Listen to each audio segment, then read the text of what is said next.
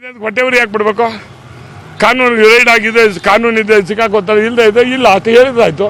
ಆಮೇಲೆ ಅವ್ರಿಗೆ ನೀವು ಬರಬೇಡಿ ಅಂತ ಹೇಳಿದ್ರೆ ಅರ್ಥ ಆಯ್ತದ. ಆಮೇಲೆ ಆ ರೇವಣ್ಣನಿಗೆ ಒಂದು ಸ್ವಲ್ಪ ಆ ಪದ ಬಳಕೆನ ಹೇಳಕ್ಕೆ ಹೇಳಿ. 420 ಅಂತ ಮಾತಾಡ್ತಾನಲ್ಲ ಅವ್ರಿಗೆ ಏನ್ರಿ, ನಾನು 100 ಸತಿ ಹೇಳ್ತೀನಿ, ಒಂದು ಸ್ವಲ್ಪ ಇದೇನಾದ್ರು ಕಲ್ಸಪ್ಪ ನೀವು. ITನವ್ರಿಗೆ 420 ಅಂತ ಹೇಳ್ತಾನಲ್ಲ, ಏನ್ರಿ ಇದೆಲ್ಲ ನೋಡ್ರಿ. IT ಚೀಫ್ BJP ಏಜೆಂಟ್ ಅಲ್ಲ, IT chief is A nation ಇದ್ರಲ್ಲಿ ಇರ್ತಕ್ಕಂಥದ್ದು. ಅದು ಅವ್ರ ಬಗ್ಗೆ ಮಾತಾಡ್ತಕ್ಕಂಥದ್ದು ಒಳ್ಳೇದಲ್ಲ. ರೈಡ್ ಆಗಿದೆ ಅಂತ ದಾಳಿ ಹೊಟ್ಟೆ ಅಲ್ಲ ರೀ, ಒಂದು ನಾಯಕರು ಬಿಡ್ರಿ, ಅಲ್ಲರಿ ಆಯ್ತು, ನಾಯಕರ ಮನೆ ದಾಳಿ ಆಗದ. ನಾಯಕ ಯಾಕೆಲ್ಲ ಎಲ್ಲ ಗೋಡೆ ಮಾಡಿ ತಂದು ಇಟ್ಕೋಬೇಕು? ಒಬ್ಬ ನಿಮ್ ಮನ್ಯಾಗ ರೊಕ್ಕ ಅವನಿಗೆ ಗಾಡಿಯಾಗಿತ್ತು, ಅವನೇ ಗೋಡೆ ಮಾಡಿ ತಂದು ಇಟ್ಕೋಬೇಕು. ಅವನು ಸ್ವಲ್ಪ ಸಾಲ ಮನುಷ್ಯರ ಗಟ್ಲೆ ಇದ್ರೆ ಯಾರು ರೇಡ್ ಮಾಡ್ತಾರ? ನೀ ಮಂದಿ ರೊಕ್ಕ ಗೋಡೆ ಮಾಡಿ ಇಟ್ಕೊಂಡಿದ್ದ ನೀನ್ ಹುಡ್ಕೋತ್ ಬಂದಾರಪ್ಪ, ಅದನ್ನ ಒಯ್ಬೇಕು ಅಂತ ನೋಡಿ. ಇವತ್ತು ದೇಶದ ಅಭಿವೃದ್ಧಿ ಆಗ್ಬೇಕಾದ್ರೆ ಇಂಥದೆಲ್ಲ ಮಾಡ್ಬೇಕಾಗ್ತದ.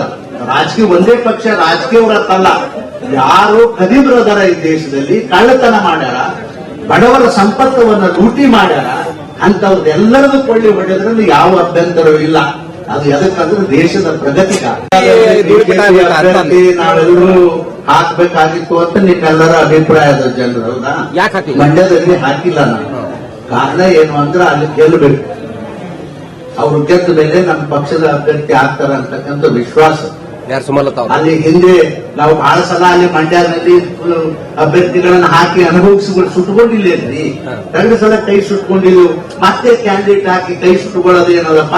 ಯಾರೊಬ್ರು ತಯಾರಾದ